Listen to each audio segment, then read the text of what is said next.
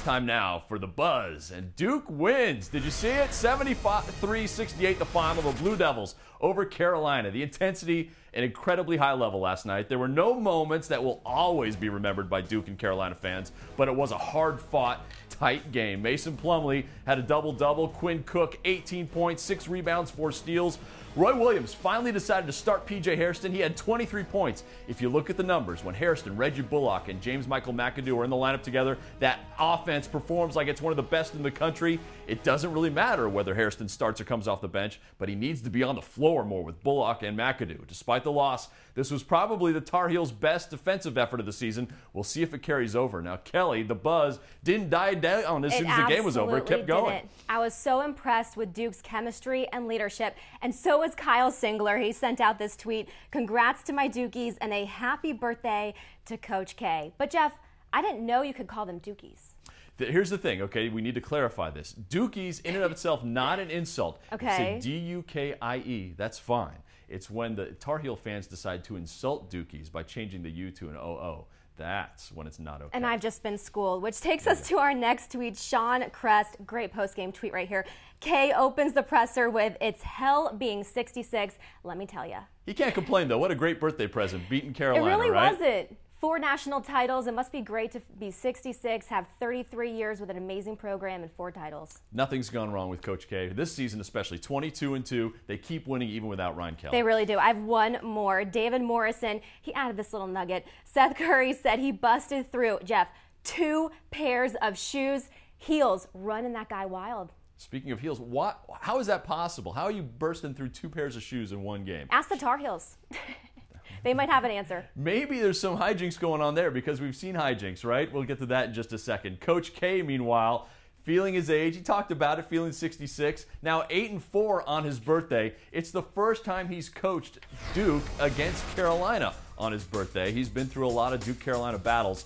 Now 38-37 all-time against the Tar Heels. 75 matchups. He's gone against Carolina 75 times, and he's come out on top more than half, which is impressive when you're talking about North Carolina, one of the great programs all time. I talked about shenanigans. What would a Tar Heels Blue Devils game be without some? Some clever Carolina students stole the Duke mascot's head and impaled it on top of the Chapel Hill bookstore. This is great. Deadspin released the photo last night. The Blue Devil head was first noticed at the student store yesterday morning. A worker pulled it down, but then over the course of the day, UNC students who work at the student store posed with the Blue Devil head. Finally, the cops came, picked it up, and returned it to its rightful owner 8 miles away. Well, that must have been the backup. Right? It is the backup. I mean, how do you get a hold of that? The Chapel Hill campus must have loved that all day. They absolutely did. I just caught this snarky tweet. I got to read it to you guys. Kevin sent it out. It says, "Carolina stole Duke's mascot head.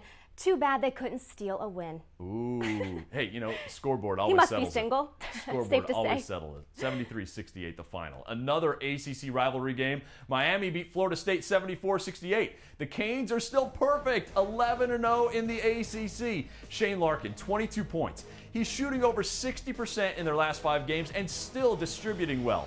Right now, I've got to tell you, he would be my first-team All-ACC point guard. Yes, ahead of Lorenzo Brown, ahead of Eric Green.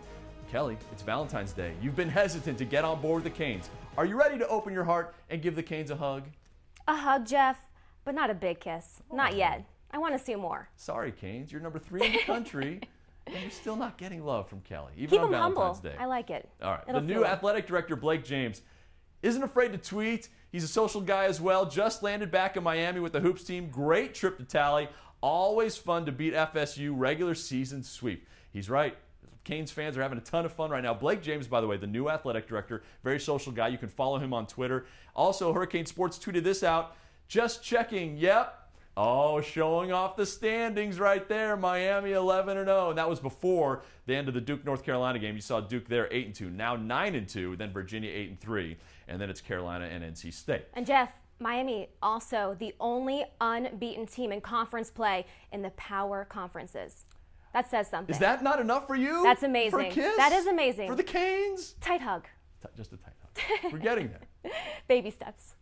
Also buzzing, Michael Jordan is turning 50 Sunday. The former North Carolina great will be on the cover of Sports Illustrated next week for the 50th time. Kelly, we're talking about the greatest of all time, the GOAT. Yes. So everyone wants to offer their respect. 50th time and perfectly timed. I mean, how do you time that out? I'm guessing it's not a coincidence. They started planning this over the last couple of years, making sure he was on 49 before we got to this next week. I love it. Found a couple great tweets I want to share. Keith writes, as Jordan turns 50, Sports Illustrated puts MJ on a cover. A 50th time reminds us LeBron is not even close yet.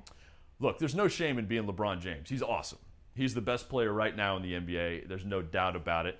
I think when it's all said and done, sure, Jordan remains the greatest of all time. But I think LeBron's going to get, really, LeBron's level play has been right there. It's a question of whether he can get those titles. Longevity, I agree. Yep. And you're a Lakers fan. Kobe's great. But He's LeBron, closer. Again, if LeBron can keep it up for a few more years, I think LeBron passes Kobe. We'll see. I've got one more tweet. Joe loving the Kate Upton MJ combo on Sports Illustrated this week. He tweeted, swimsuit edition and Michael Jordan's 50th SI cover come out the same week. Sports Illustrated is on point. The question is, which sells more, right? Kate! Jordan's had 49 other chances. This is her second. I don't think men are going to be bashful about buying either one.